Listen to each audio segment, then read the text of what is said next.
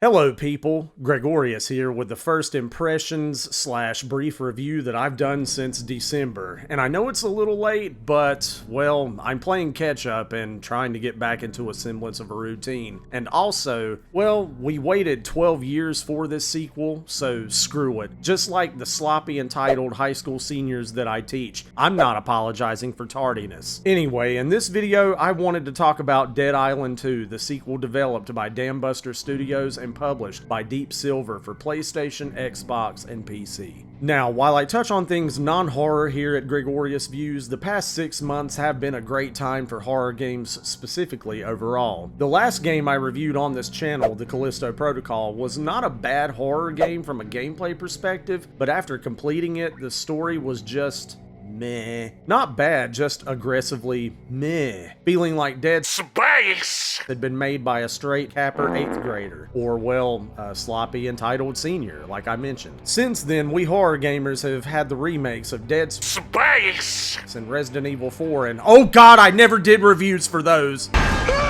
Okay, so like I've done before, I guess we'll make this a review video with a few other reviews attached. Surely you all won't mind, and if you do, well, it'll be okay and I can get back in your good graces.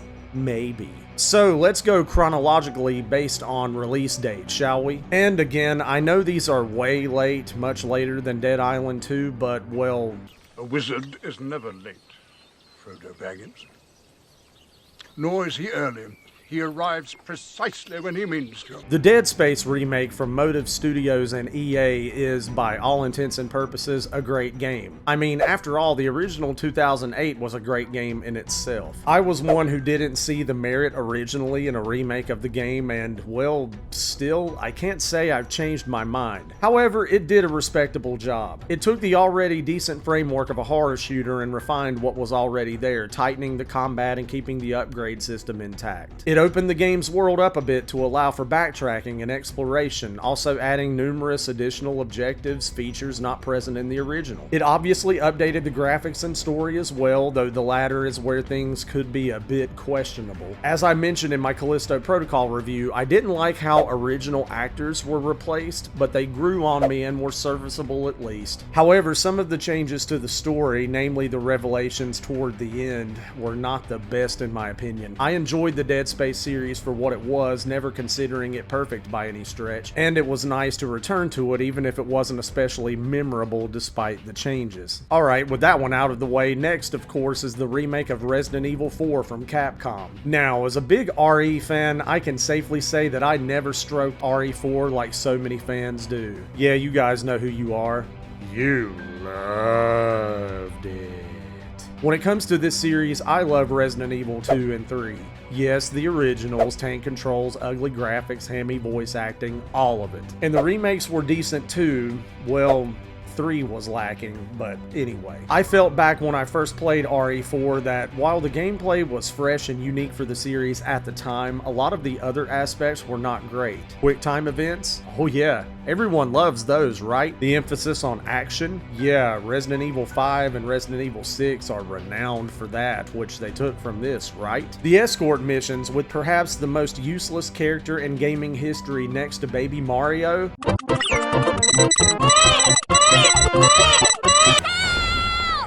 You suck, Sandy Cheeks. Wait. See, kids? Commas are important.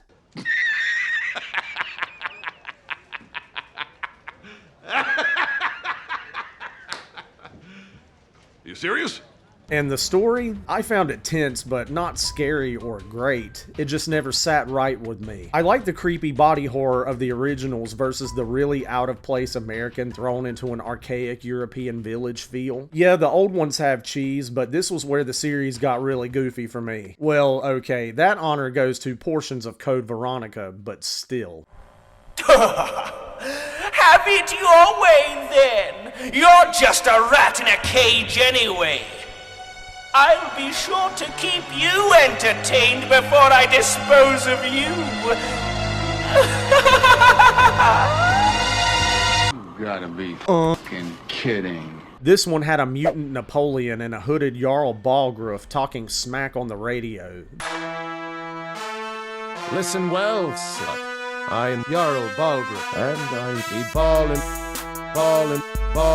Jarl ballin', ballin', swag. My name is Osmond Sadler, the master of this fine religious community.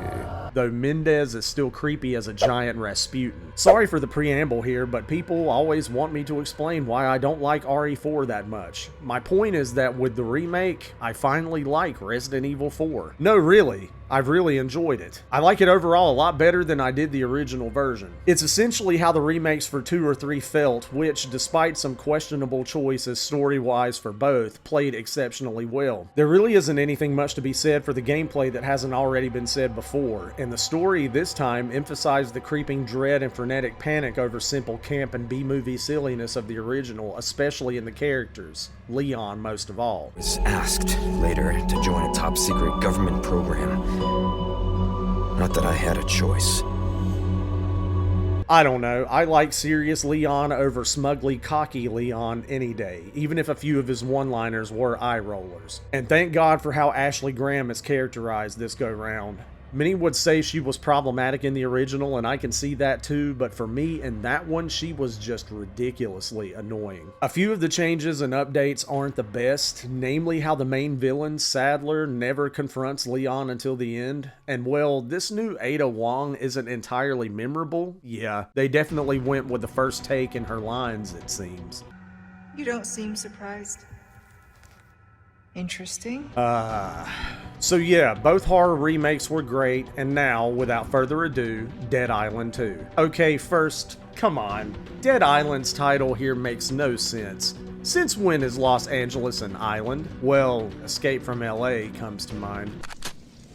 Draw. Anyway, I think it's really a great game, seriously. To go back, I love Dead Island and its sort of sequel, Riptide, both of which were set on islands back on the 360 and PS3 generation of systems, and even when they remastered them last generation. Sure, they were both schlocky B, maybe C movie trash, they were deeply buggy and overall simply idiotic games, but come on, how can you not love the song from Sam B? Drink blood like a vampire without warning. Who do you voodoo, bitch? Stand up. Sam B got the thing that go bump in the night. Whoa. Who do you voodoo, bitch? He was always my go-to character anyway. It took me a bit to get in on it originally, but I eventually fell in love with both of them. They were also really repetitive, but what do you expect from a game about killing variants of zombies with upgradable melee weapons, guns, and even running them down with cars? Both of those games led to the spiritual upgrade Dying Light, which I loved supremely along with its sequel. But I had been longing for the legitimate sequel to Dead Island that had been hinted at since 2014 and had all but given up until last year. I just wanted more unwanted zombie carnage, fun combat, and a goofy story, and this one definitely delivers. First, I have to say that this game looks exceptionally good on PS5. Sure, it doesn't take much for a game now to look better than the original, but this even looks better than Dying Light 2, which came out last year. It's pretty polished, the animations are fluid and expressive, and I saw very little in the vein of glitches. What's especially impressive are the gore effects of the zombies, which are different depending on the weapons used to slay them. Knives stab into heads, axes cause eyeballs to pop out, baseball bats crush skulls. Man, for a gorehound like me, it's awesome. It's beautiful. I've looked at this for 5 hours now.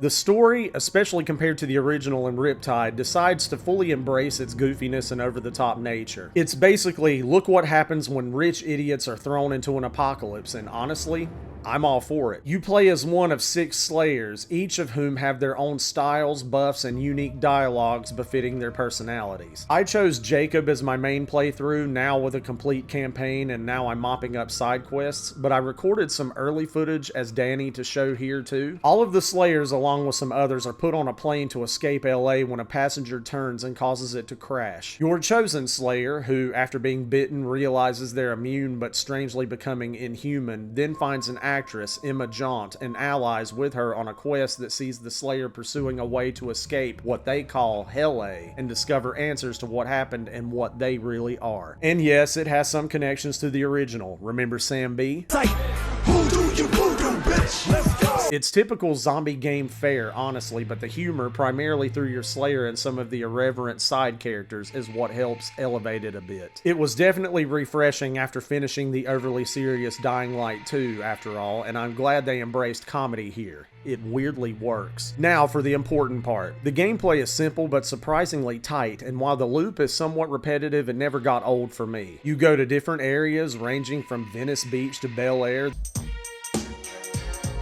that are separate from others but open, like individually themed sandbox areas, and take on story and optional objectives. You level up as you do in the original, upgrading health and stamina, but this game goes a different route, unlocking cards that allow you to provide yourself with different skills and buffs, such as blocking, dodging, drop kicking, and longer periods of rage, where you become feral for a brief period and annihilate your enemies. You pick up and earn weapons along with blueprints that allow you to provide your weapons with abilities to cause bleeding or powerful impact, or even with elemental buffs such as acid, fire, and electricity. You have to consistently repair said weapons because they do wear down eventually, and it takes materials that you scavenge and money you earn to do so. You also have access to what are called curveballs, cards that act as thrown weapons and have to take time to replenish each time you use them. My favorites have been the grenades and nail bombs. You can interact with traders at each hideout to sell or buy weapons, supplies. You can even buy fuses, which are used to open secret areas. Similar to keys you have to find for doors and lockboxes. Perhaps one of my favorite aspects is that the zombies have many unique styles to them too. Sure, you have ones that walk, ones that run, big ones, fat ones, splody ones, similar to the original and even Dying Light. But we also have ones with bees,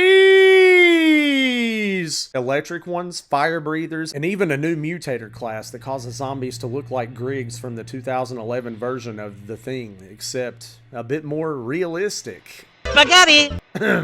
No, really, looks kind of cool, and I enjoyed the connection. Now, one aspect they removed was, sadly, the ability to drive cars. I suppose I get why. Doing so in the original games was clunky at best, but it was fun in a janky sort of way. I miss being able to run down the undead, but I guess it's best to refine the better parts instead of adding a bunch of features that aren't perfected. And did I try out co-op? Of course I haven't, you dunce! So there you have it. Dead Island 2 is excellent zombie killing fun that doesn't take itself too seriously, deftly walking the line of satire and straight out horror. At this time, I'm sure most of you have checked it out, but if you haven't and you're a horror fan, then do so. Same goes for Dead Space and Resident Evil 4. Again, apologies for the lateness, but well, better late than never, right? See you next time, hopefully sooner, with more short reviews in my next retrospective. Later.